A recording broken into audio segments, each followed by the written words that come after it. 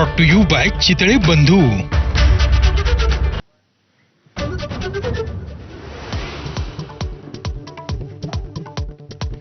समृद्धी महामार्गाच्या इगतपुरी ते आमणे या शेवटच्या टप्प्याचं आज उद्घाटन। 76 किलोमीटरचा शेवटचा भाग आजपासून वाहतुकीसाठी खुला करणार। मुख्यमंत्री फडणवीसांच्या हस्ते होणार लोकार्पण।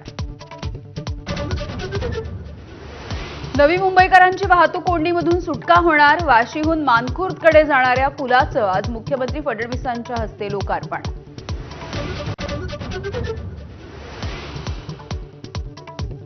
राज आणि उद्धव ठाकरे एकत्र येण्याच्या संबंधी कसलीही चर्चा सुरू नाही।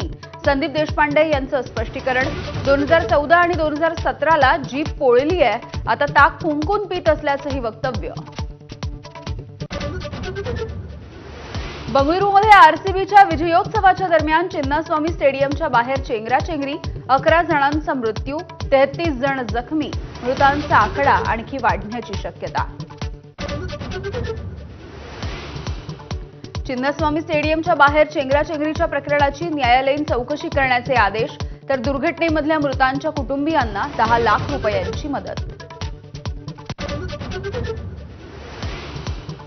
बंगळुरूमधल्या चेंगराचेंगरीवरून राजकारण। काँग्रेस सरकारच्या बेजबाबदारपणामुळे 11 जणांचा मृत्यू, भाजपचा आरोप।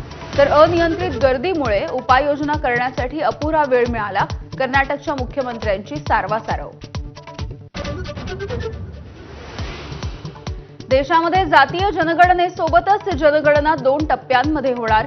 1 ऑक्टोबर 2026 पासून जनगणनेचा पहिला टप्पा, तर महाराष्ट्रासह उर्वरित भारतामध्ये 1 मार्च 2027 पासून जनगणना। राज्यामध्ये कोरोना बळींची संख्या 17वर। नवी मुंबई आणि डोंबिवलीमध्ये काल प्रत्येकी 1 जणाचा मृत्यू। बुधवारी मुंबईमध्ये 32 नवे रुग्ण। मे पासून 535 रुग्णांची नोंद। 11वी प्रवेश नोंदणीसाठी आज शेवटचा दिवस। दुपारी 2 वाजेपर्यंत अर्ज करता येणार। आतापर्यंत 12,20,000 विद्यार्थ्यांचे ऑनलाईन अर्ज। अयोध्येमधल्या राम मंदिरामध्ये आज सकाळी 11:12 राम दरबाराची प्रतिष्ठापना।